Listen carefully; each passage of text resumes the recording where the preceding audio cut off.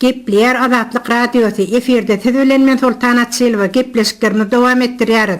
Aşgabatyň adyk dukanlarynda ilatyň tarp edýän ady garetlarynyň gününden gytalmagy bilen dukanlardaky nowatlaryň hem artýandygyny görse bolýar. Adyk dukanlaryndaky nowatlaryň has agdykly edýän ýeri Aşgabatyň Hitrovka adlandyrylýan etrapçynda hemde Aşgabatyň 30-njy kiçi etrapçyndaky adyk dukanlardygyny Azatlyk radiosu bilen töhbetdeş bolan ýaşaýjylar aýdýarlar. Ýaşaýjylar ertäherden turup şekeriň, çygyt ýagynyň, unuň nowatlaryna durmaga barýarlar. Entek dukanlaryň açylmagyna bir näçe sagat wagt bar bolarlygy sebäpli ýaşaýjylar baglaryň aşagynda beton germekleriň üstünde oturup dukanyň açylmagyna garaşmaga mejbur bolýarlar. Sebäbi nowat delep öýüňe ýa işiňe gitseň, onda nowatlar bulaşyp seniň er turup ukudan alanyň öz deleliňe bolýar. Şol sebäpli ýaşaýjylar beton germekleriň üstünde oturup garaşýarlar diýip Petrovkaly oglnar dowam edýär. Oğulnaryň aýtmagyna görä uwunyň, şekeriň, esasan hem ahal ýagynyň satuwda gytalmagy artýar. Aşgabatyň bazarlarynda özal 1,2 kilogramdan berilýän Türkmenistanda öndürilen birinji sortly uwun indi 1,1 kilogramdan berilýär. Özal bahasy 4 manat 50 teňe bolan şekerinde döwlet dukanlarynda 1 kilo 7 manatdan satylýar. 1 litrlik gaplanan ahal ýagynyň bahasy galdyrylmasa da, ol indi satuwda juda az bolýarlygy sebäpli ony isleýän wagtyň nowata durup hem alyp bolmaýandygyny oglnar sözüne goşýar. Odal çäklendirme bilen 1,2 gapdan berilen 1 litrlik gaplanan Türkmenawat, ak pamyk adlandyrylýan ýağlar hem häzir satuwda tapdyrmýar. Sebäbi häzir ýağ gözlerinde Aşgabada gelýän etrap ýaşaýjylar köpeldi. Balkan welaýatynyň Serdar etrapynda ýaşaýan ýakyn garyndaşlarymyzyň bir näçesi etrapda hiç bir görnüşli ýağ ýokdan aýdyp Aşgabada gelip dukanlara aýlanyp ak pamyk ýagyny satyn alyp gitdiler. Olar üçin ak pamyk ýagy hem ahal ýagyndan kemdäl, hiç zat ýok ýerinde saýlap peçip iýmeklik ýa-da düşenok diýip ilatyň 100% bolan bu kynçylyklaryň soňunyň gelmeýändigini oglnar aýdýar. Aşgabatly ýaşaýjylaryň sözlerine görä Aşgabatyň adyk dukanlarynda indi mal etleriniň bahasy hem ýokarlanýar. Aşgabatyň Gülistan Sowda merkeziniň et dukanlarynda mal etleriniň 1 kilogramynyň bahasyny 18 manatdan emeli ýagdaýda saklamaga çalyşylýan bolsa da Aşgabatyň Paragat ýedi kiçi etrapçynyň golaýynda açylan bereketli Lomoy Sowda bazarynda mal etleriniň 1 kilogramy 24 manatdan satylýar. Bu bazarda bahalara gödäwçilik hem ýok. Hatda mal etleriniň bahasy ýazylyp goýulan tenlikler hem ýok. Her bir satyjy öz isleýän bahasyndan satýar. Bazar Lomoy Sowda bazary adlandyrylsa da, bu bazarda bahalar beýleki bazarlardan ýokary bolmasa aşak däl diýip ýaşaýjylar Azatlyk radiosyna gurrun berdiler. Odal 1 kilogram 8 manat bolan daşar döwletlerden getirilen towuk butlary hem satuwda tapdyrmaýan gytgarytlaryň hatyryna girdi. Islendik adyk önümleriň bahasy bolsa alalaşyp bolmajak ýagdaýda her hepde däl, her günde ýokarlanyp gidip barýar. Dat gününe köp çağaly maşgalalaryň bir hepde mundan odal 86 manada duran 400 gram agram bolan nutralak çağa emitiniň bahasy häzir 105 manat. Telekeçiler tarapyndan çağalara niýetlenip öndürilen 20 teňeden satylýan patraklar häzir 60 teňeçeli ýokarlandy.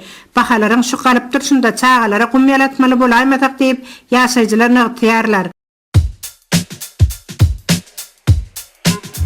Hormatly radio dinleyijiler, Azatlyk radiosynyň gepleşikleri Aşgabat wagty bilen saat 7 bilen 9 aralygynda gysga tolkunlaryň 11850 we 15255 ýyglyklarynda efire çykarar. Satelit arkaly efire berilýän gepleşiklerimiz bolsa, öňkü tertibinde dinläp bolar.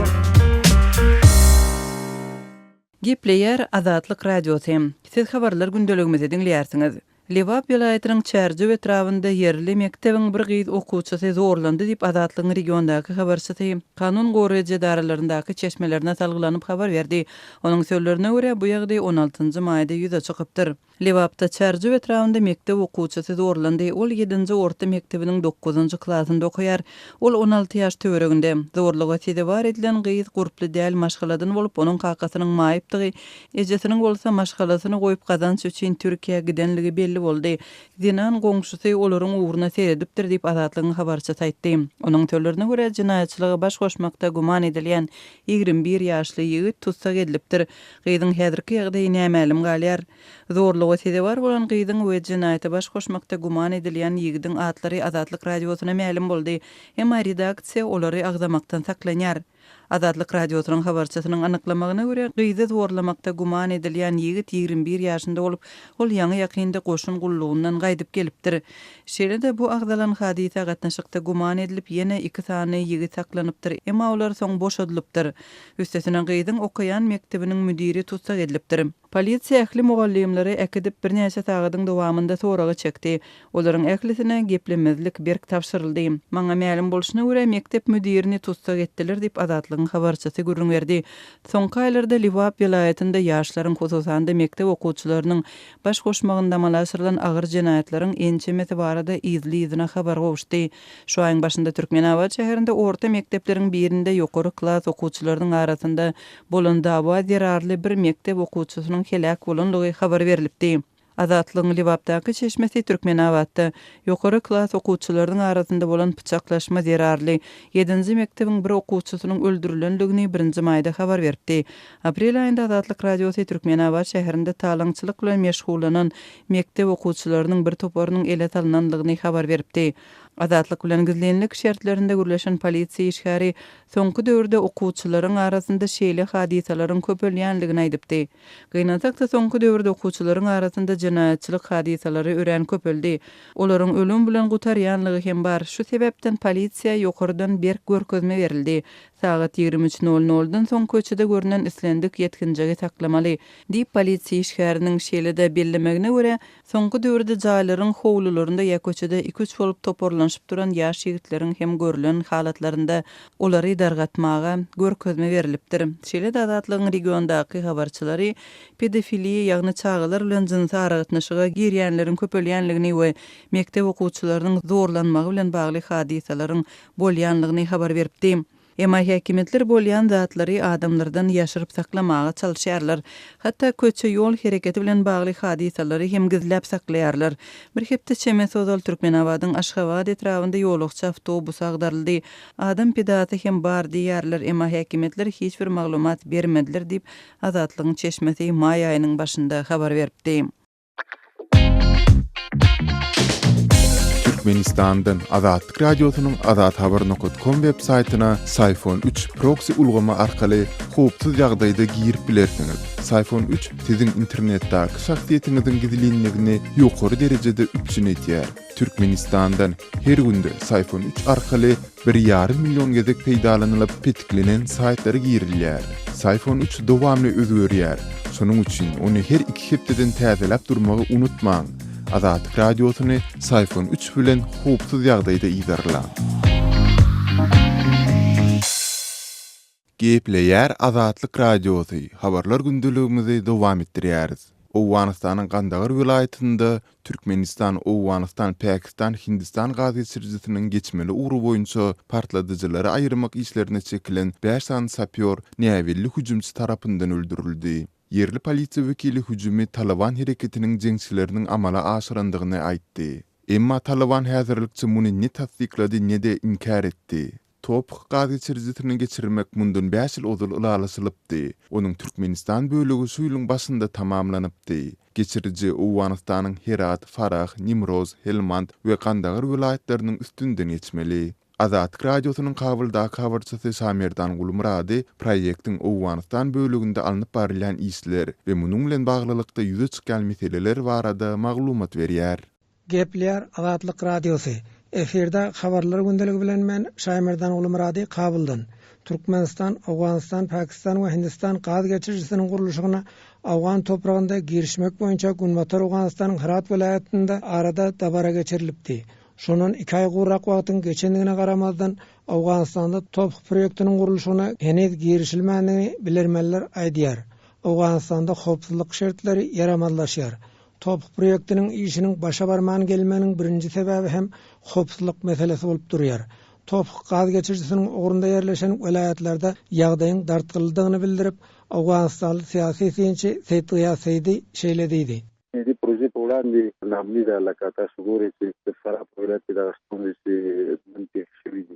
Top proýektiniň ugry Günorta Gunwatar Owganystanyň 5 welaýatynyň üstünden geçmelidir.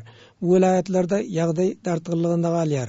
Para welaýatynyň paýtagty Para şäheriniň belli bölegini jeňçiler arada basyp aldy. Awganystanyň 13 welaýatynda uruş bar. Günorta Günbatar Awganystanyň etraplarynyň hemmesinde jeňçiler hereket edýär. Bu ýagdaýda Topuk proýektiniň gurulşygyna Awgan topragynda girişmek ýeňil düşmez. Topuk proýektini Awgan hökümeti saýlaw propagandasy hökmünde ulanýar diýip seýdi belledi. Daga projesi hukumat edip Trans Awgan gaz geçirjisi barada ençe ýyl bäri gurrun edilip gelýär. Gün şu güne çelli Trans Awgan gaz geçirjisiniň işi dürli sebeplere göre başa barmady. Ýöne indi gaz geçirjisiniň gurulşygyna Awgan topragynda da girişiljekdigine resmiler umyt baglaýar. Gaz geçirjisiniň howpsuzlygyny öpçün etmek üçin hem çärelerin görülýändigini resmiler ma'lum edýär. Awganystanyň Dağı Magdalary we Senagat ministrliginiň medpuat wekili Abdulkadir Mutfiň Azatlyk radiosyna aýtmagyna görä Topuk proýektiniň Awganystan üçin ähmiýeti uludur. Trans Awgan gaz geçirjisi regionary eri energetika proýektir. Awgan hökümeti Topuk proýekti boýunça öz üstüne alan borjyny ýerine ýetirýär. Enginerçilik işleri tamamlandy. Topuk proýekti boýunça konsorsium ýolbaşçylary bilen Kabulda 2 ýola duşuk geçirildi diýip Mutfi aýtdy. TAPI proje ýa ډېره مهمه منطقوي proje da, çi په دې proje کې Topuk proýektiniň howpsuzlygynyň öpçün edilmeniň esasy meseleleriň biri bolup durýandygyna Mutfi notady. Howpsuzlyk planynyň üstünde işlenýändigine Mutfi belläp geçdi. Topuk gaz geçirjisiniň orunda 21 etrap ýerleşýär. Yerli ýaşaýjylar bilen Topuk proýektiniň ähmiýeti barada gurrun edildi. Topuk proýektiniň işiniň amala aşmagy boýunça halk hyzmatdaşlyk eder diýip umidwarlyk bildirýär diýip Mutfi aýdýar. امنیت یکی از مهمترین مسئله هست. TAPI پلان امنیتی جور شده و Günorta Günbatar Awganystanda howpsuzlyk şertleri ýaramazlygynda galýar. Şeýle ýagdaýda bu iri energetika proýektiniň işiniň amala aşmagynyň kyn boljakdygyny synçylar aýdýar. Topuk gaz geçirjisiniň işiniň amala aşmagyna Iranyň hem päsgelçilik düretmek isleýändigini Günorta Günbatar Awganystanyň yerli resmileri habar berýär. Öz sebetiňizde bolýan wakalar barada azatlyga maglumat bermek isleseňiz biziň WKontakte hasabymyza ýazyň. Bizi gözlegi bölümine azat habar ýazyp tapyp bilersiňiz. Siz suratlaryňyzy we videolaryňyzy hem ýollap bilersiňiz. Azatlyk siziň şahsiýetiniňizi gizlinlikde saklar. Siz bolan wakalar barada maglumat beriň, biz hem habar bereriz. Gepleýär Azatlyk radiosy. Habarlar günnälik gepleşigimizde men Sehra dowam etdirýärin. Aşgabatyň Parahat alt etrapçasyndaky 69-njy jaýda dören ýangynda bir göwreli ene we onuň 6 ýaşyndaky ogly helak boldy diýip Türkmenistandan alternativ habarlar neşir ýazýar. Neşir özüniň 20-nji maýda beren maglumatyna görä gurrun edilen ýanganyň 19-njy maýda günortan saat 13:00 töweregi Aytakow köçesiniň urundaky 9 gatly jaýyň 3-nji gatynda dörendigini belleýär. Waka şaýat bolanlaryň aýtmagyna görä ýanynyň netijesinde ýokarky gatlarda ýaşaýan ýaşaýjylaryň arasında ejir çekenler var. Ýanynyň tüssesi 3-nji gatdan desine ýokarky gatlara ýaýraýar. Ýanyň söndürji gullugynyň halas ediş işgärleri 9 gatly jaýyň 8-nji gatyndan bir göwreli aýaly we onuň 6 ýaşyndaky ogluny çykarýarlar. Olaryň ikisi hem keselhanada aradan çykýar diýip neşir öz ýurt içindäki çeşmelerine salgylanyp habar berdi. Bu maglumaty Azatlyk radiosynyň Aşgabatdaky habarçylary hem tasdiklaýarlar. Ýöne olar bu ýangynda adam ýetkisiniň bolandygy ýa-da bolmandygy barada häzirlikçe özlerinde anyk maglumatyň ýokdugyny aýdýarlar. Adam yetkisi boldy we bir ýer içinde gurrun ýok, şu wagtynda ösürdüler. Beýleki kwartiralara geçmäke diýilýär. Onuň bolaýanna dol diňe adamlaryň agyndan bir kundan soňra myş ýaýrap şoň bilen alaňaýmasan. Assam resmi aýdylýan hiç zat ýokdur. Diýip Aşgabatda ýaşaýan synçy Amanmurat Bugaýew gurrun berdi. Ýaşaýjylaryň we ýanyň söndürji gullugyň käbir işgärleriniň azatlygyň yerli çeşmelerini aýtmagyna görä, ýanynyň döremegine elektrik togunyň gysga çakışmasy sebäp bolupdyr. Ýöne Azatlyk radiosyna bu barada häzirlikçe Aşgabat şäheriniň häkimliginden ýa-da ýanyna garşy göreş gullugyndan resmi maglumat almak başartmady. Galybersede Aşgabatda bolup geçen ýagdaýlar barada maglumat bermäge niýetlenen Aşgabat gazetinde ýa-da Ýörite Aşgabat teleýaýlymynda hem bu dören ýanyň helakçyligi barada hiç zat aýdylmaýar. Muňa derek paýtagtyň owadan ýerleri barada video reportaj reportajlar görkezilip, maglumatlar taýýarlanýar. Synçy Bugaýew ýangyn howpsuzlygy we ýangyna garşy görüşmek barada hökümet maslahatlarynda ýygy-ýygydan gurrun edilse-de, paýtagtda ýangyn howpsuzlygynyň talaplarynyň täze gurulýan jaýlarda berjay edilýändigine, şäher ilatynyň takminan 70-75 götürünüň ýaşaýan böleginde bolsa, mesele talaba laýyk üns berilmeýändigini aýdýar. Soňky 4 ýylykda häkimetler köp gatly ýaşaýyş jaýlaryndaky öýlerde oturdulan soğuducu enjamlary mejburi aýyrdan soň, ýaşaýjylar tomuz aýlarynda yssyk howadan goranmak üçin soğuduculary täzeden jaýlaryň girelerinde oturdup başlady. Bu ýangyn howpsuzlygyna gawat gelmeýär, muňa gözegçilik hem edilmeýär diýip Bugaýew belledi.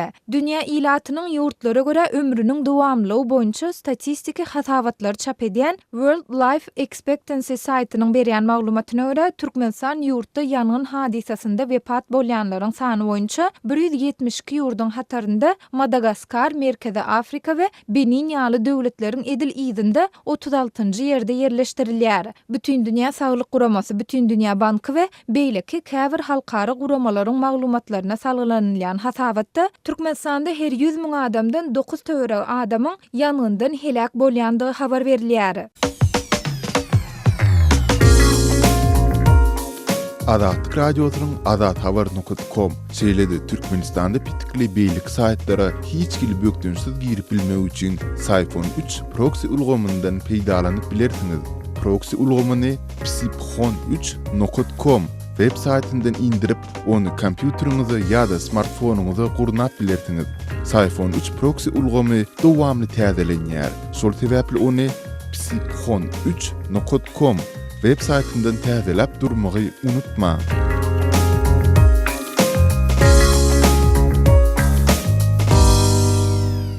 Gepleýär Azatlyk Radiosy. Habarlar günnälik gepleşigimizde men Sahra dowam etdirýärin. Türkmen paýtagtynda geçen hepde bolan sil hadisasynyň netijelerini arasalamak işleri henidem dowam edýär. Bu çäre 25-nji maýda bellenjek Aşgabat şäheriniň gününiň öň ýanynda hassa güýçlendirilip seýilgähleriň aýmançalary haşal otlardan arasalanýar we ýerler tekidlenýär. Bu işleri Türkmenistanyň Jemaat Hojalygy ministrliginiň işärleri bilen bir hatarda paýtagtyň döwlet edara kärhanalarynda işleýän işärler hem gatnaşýar. Belläp geçdik 17-nji maýda Türkmenistanyň prezidenti Gurbanuly Berdimuhammedow wezipe borçlaryny talaba laýyk berjay etmän, tawinligyndaky şahsy düzümüň işine gözegçiligi gowşadan üçin diýip, Goranmak ministri Ýaýlym Berdiýew bir käýinç ýylan etdi. Onuň ornwasaryny işden boşatdy. Bu käýinç 15-nji maýda Aşgabatda gelen we jaýlaryň ýerdeminlerini suwdan dolduran köçe ýol hereketine päsgelçilik döreden sil hadisasynyň ýa-da gawat geldi. Şol gün prezident dikçörli Aşgabatyň üstünden aýlanyp täze gurulýan desgalardaky guruluşyň barşy bilen tanışdy we döwlet telewizionynyň video ýazgylarynda suw basan guruluşyk meýdanlary göründi. Emma resmi metbuat silin ýetiren ziýanlary barada hiç bir maglumat bermedi. Şeýlede prezident hökümet mejlisinde podpolkovnik Röwşen Urazmammedow Türkmenistanyň Goranmak ministriniň ornwasary, Türkmenistanyň Goranmak ministrliginiň baş raýat goranşy we halas ediş işleri müdirliginiň başlygy wezipesinden boşatdy. Türkmen döwlet habarlar gullugynyň maglumatyna görä, ol Türkmenistanyň harby borçluluk we harby gulluk hakyndaky kanunynyň 41-nji maddasynyň 1-nji böleginiň 1-nji bendine laýyklykda işden aýryldy. Şeýlede Aşgabatda gelen silden soň guruluşyk boýunça vice-premier Amangeldiýew, Aşgabat şäheriniň häkimi Şah Muhammed Durduliýew, Jemaat Hojalygy ministri Murat Niyaz Abilow, Türkmen Howa ýollary gullugynyň başlygy Döwran Saburow, Türkmenistanyň prezidentiniň diwanynyň we ministrler kabinetiniň iş dolandyrjysy Hacı Muradow bir käýinç ýylan edildi. Resmi maglumata görä olara wezipe borçlaryny talaba laýyk ýerine ýetirmän, işde goýberen düýpli kemçilikler üçin käýildi. Emma bu diýilýän kemçilikler we geljekde gurulýan desgalar paýtagtyň tebii hadisalara taýýarlygy boýunça nähili çäreleriň görüljekdi aýdyňlaşdyrylmaýar. Türkmen paýtagty mundan öňki ýyllarda hem sil suwlarynyň gelmegine odiýen taýynlykly bolup çykmandy. Yerli synçylar şäheriň köçeleriniň gyrasynda goýulan suw çekijileriň sehel güýçli gelen ýagyş suwlaryny tap getirip bilmeýändigini we netijede ýol hem ýan ýol guruluşyklarynda ýol berilen kemçilikleriň üstüniň açylýandygyny gurrun berýärler. Gepin gerdişine aýdylsa, geçen ýylyň sentýabrynda Ahal we Balkan welaýatlarynyň käbir owerlaryna gelen silden soň hökümet mejlisinde Aşgabatda sil suwlaryndan goramak hakynda hem gurrun edildi. Azatlyk Radiosu Telegramda. Bizi Azatlyk Radiosu sözü bilen tap bilersiňiz. Adatlyk radiosu arkaly öz maglumatlaryňyzy ile ýetirmekçimi?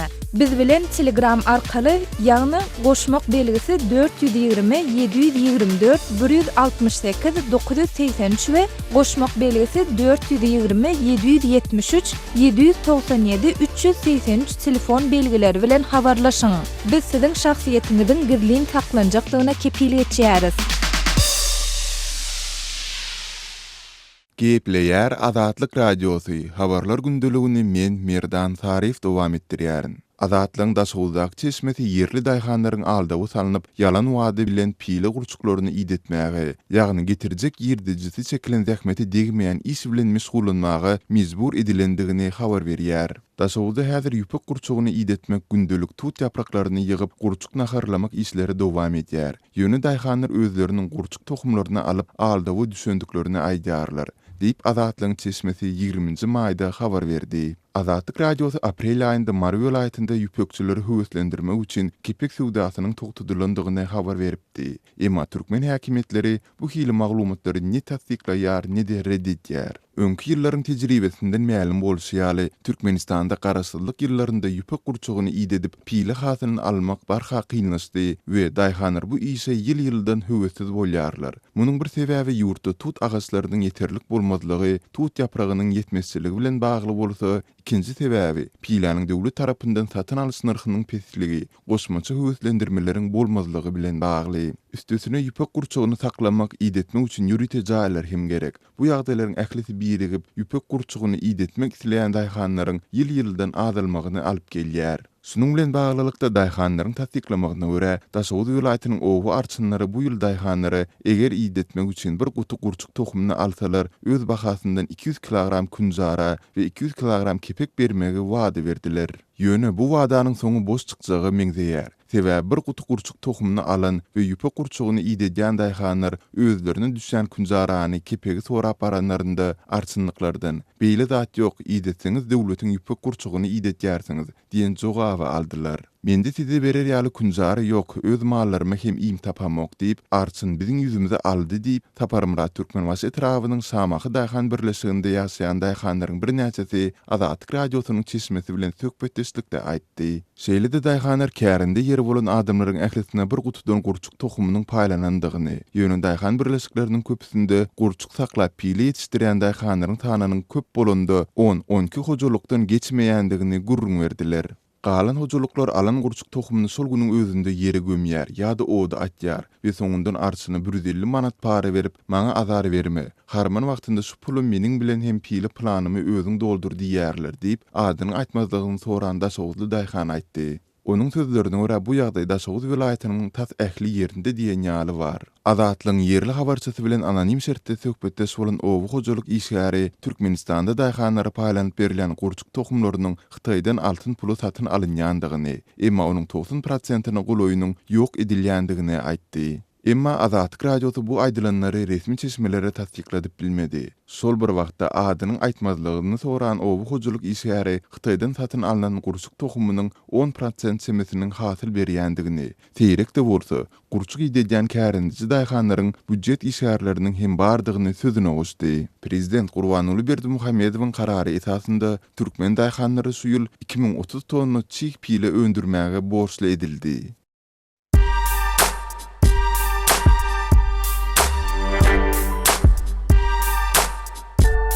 Qadarly dinleyijiler, indi siz Türkmenistanda bolup geçýän soňky wakalary Azatlyk radiosynyň Odnoklassniki sahypasyndan hem izarlap bilersiňiz. Bu sosial ulgamda köp sany Türkmenistanlylaryň bardygyny nazarda tutup, Azatlyk radiosy bu ýerde hem öz sahypasyny açyp, maglumatlaryny ýerleşdirip başlady.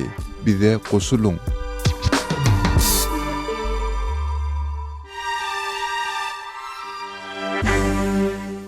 Gepleýär Azatlyk radiosu. Habarlar gündeligi gepleşigimizi dowam etdirýäris. Mikrofon öňünde Merdan Sariýew.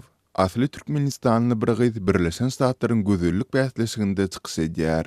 Mundan owal has dogrusy şu ýylyň ýanwarynda Narine Iskhanow Amerikanyň Utah ştatynyň gözellik bäsleşiginiň ýeňijisi bolmagy başarypdy. Netijede ol 21-nji maýda ýurt boýunça geçirilen gözellik bäsleşiginde Utah ştatyna wekilçilik eder. Milleti boyunça Ermeni 24 ýaşly Işhanow Aşgabatda dogulup, ol 14 ýyl mundan ozal Amerika imigrirläpdi. İlki bilen onun kakıty Birleşen Ştatlaryna 2000-nji ýylda, 2004-nji ýylda hem 11 ýaşly Işhanowyň özi we ejesi bu ýurda geldiler. Işhanow Amerika gelen wagty ingilisçe diňe 3, ýagny sag bol, oglun we gyz sözlerini bilendigine aýdýar. Işhanow Utah Üniversitetini tamamlap häzir ol stomatologiýa ugru boýunça okuwyny dowam etdirmegi meýil edinýändigine aýdýar. Ençemedek turatçylar meniň himiýany we psihologiýany öwrenýändigime, şeýlede dis lukmany ugru boýunça okuwymy dowam etdirmek isleýändigime gen galdylar. Olar biz seniň bular ýaly şahsiýetdiňi hiç saklamazdyk diýerdiler. Diýip Işhanow The Salt Lake Tribune neşrine beren interwýusynda belledi. Mundan başga Işhanow ulug transport kampaniýasyny esaslandyryp onu dolandyrýar. Şeýle dol Utah'nyň STEM, ýagny ilim, tehnologiýa, inženerçilik we matematika hereket merkeziniň ilçisidir. Narine Işhanow durmuş ýolunda öz ene atasyndan görelde alýandygyny, ulardan ruhlanýandygyny aýdýar. Men öňe ymtylýaryn. Enem atamyň bizler üçin nähili agyr zähmet çekýändigini görüp, men durmuşyň agyr pursatlary barada hiç haçan zeremlik islemeýärin. Diýip Işhanow The Salt Lake Tribune neşrine beren interwýusynda nyktady. Ejem bilen kakym bu ýerde, Türkmenistanda gyzymyzyň hiç ýyly geljegi ýok. Näme etdi gowularka diýip oýlandylar. Soňra kakym Amerika gitmek kararyna geldi. Şol wagtlar Türkmenistanda beýli pikirler juda huplydy diýip Işhanow belledi. Işhanow Amerikanyň neşrine beren interwýusynda Utah gelen mahaly özleriniň juda ýyly we mihmansyýörlük bilen garşylanandyklaryny hem nyktady. Utah'da okuwa gatnaýan mahalym käbir okuwçylar mugallimlerden nahardan şikaýet ederdiler. Men bolsa öz içimden, iň bolmanynda mugallimler lineyka bilen elleriňizi urmaýarlar, meni urdular diýip pikir ederdim, diýip Işhanow sözüne goşdy. Ýokarda hem belleşimiz ýaly Işhanow Amerikanyň gözellik bähsleşiginde duşenbe güni çykyş edýär. Egerde ol ýeňizi bolmak basarsa, onda ol älim gözellik bähsleşiginde gatnaşmagy hukuk gazanar. Galy berdi Işhanow Türkmenistandan daşar çykyp durly pudoklarda uly ýeňisleri gazanmagy başarananlaryň biridir. Azatlyk radiosy Türkmenistanda wagty üstünlüge eýe bolup bilmedik. Ýurdun daşyna çykan pursada bolsa, aýdym saat, şygyryýet, sport we beýlik durly ugurlar boýunça meşhurlyk gazanmagy başaran şahsiýetler barada maglumatlary beripdi. Hormatly dinleýijiler, şunuň bilen habarlar günneligi gepleşigimizi geçirip utarýar. Saatlary kesmeden soň programmamyzy gaýtadan ýazgyda dinläp bilersiňiz.